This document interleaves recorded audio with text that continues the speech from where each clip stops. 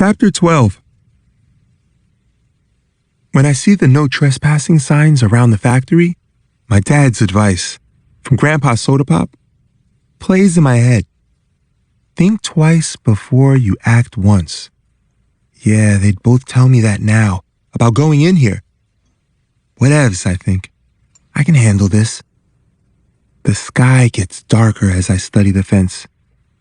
Is the opening I saw last time at this bottom here or that bottom? Jeremiah tells Jen, "Kinda creepy how this place is next to a cemetery, huh?" I crouch and yank the fence, but it won't lift. I rush to another spot, yank, it lifts, and I yell to my friends, "Why climb when we can roll under?" Everyone is SOS because they never thought of that. I hold up the fence and Dan wiggles under fast. One by one, everyone does. Now, I'm the last one outside. A faraway cop siren whistles, making me pause a second. I remember. Everyone is white here, but me. "You coming?" Dan asks. "I can't hold this fence up forever." I wiggle under. I was right about getting inside the factory too. The lock on the door is all for show. When we pull the door back hard, there's enough room for each of us to slip through by turning sideways.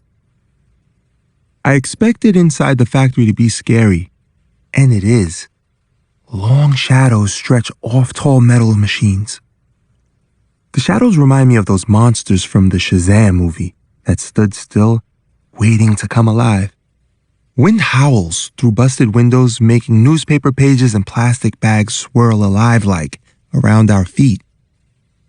We're not the first ones in here. Old mattresses are on the ground in two different spots with empty bottles near them. Graffiti is on walls. Doesn't help relax me that some are demons and skulls. But it's the clanking sound that really freaks me out. Like someone is banging a warning. No one has to tell me I have frightened googly eyes. I feel them. Dan feels like I do. He comes and whispers in my ear, "That noise? You think it's ghosts telling us to get out?" Then Chad points to two conveyor belts that slope up in a 45-degree angle to some square holes near the ceiling. How sick would it be to climb way up there? I bet we fit through those holes. Let's climb them. Chad dares us. "Nah, we could fall. Look how high those belts slope," Jeremiah says.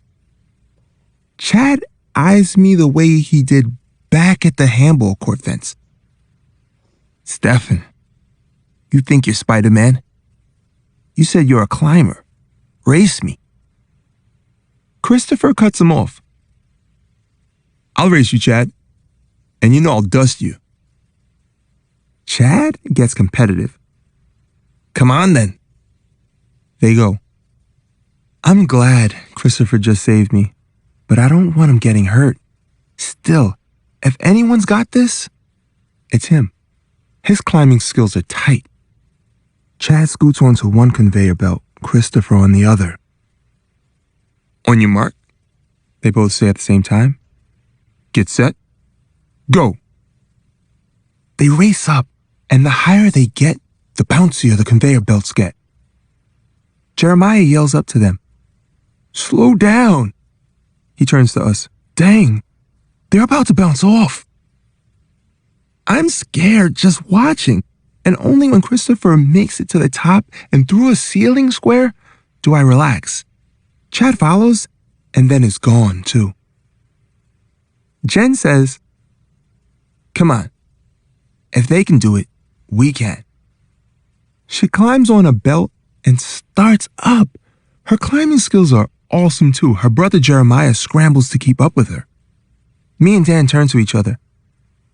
"I guess I'm doing it." Dan climbs on. "Ugh, now I have to?" I climb behind him and he tells me, "Quit bouncing." "That's you." These belts are not stable. The higher we get, the bouncier they get, and the more I need to focus on not falling off. Jeremiah and Jen wait for us, and we all keep going forward. We're almost at the square openings where Chad and Christopher disappeared, when... Boo! Chad pops his head out and snaps a photo. The flash is blinding. I stumble, but catch myself as Jen screams at him. You idiot! But Jeremiah. When he jumped back from Chad's flash, one of his legs slipped off the conveyor belt. Now they're both dangling off the belt. Everyone's eyes pop and stare at him. I imagine the worst, him letting go and breaking both legs when he hits the floor. Jen scoots back to help her brother. But good thing, he's okay. He swings a leg up that catches the conveyor belt. Then his other. His whole body shifts back on. Phew. We all climb through the square openings, and Jen's so mad. She yells, What's wrong with you, Chad? Dan's mad too. Chad, you could have killed one of us. Not cool. Shut up. Chad swats away them criticizing him. No one got hurt. He walks off into the shadows.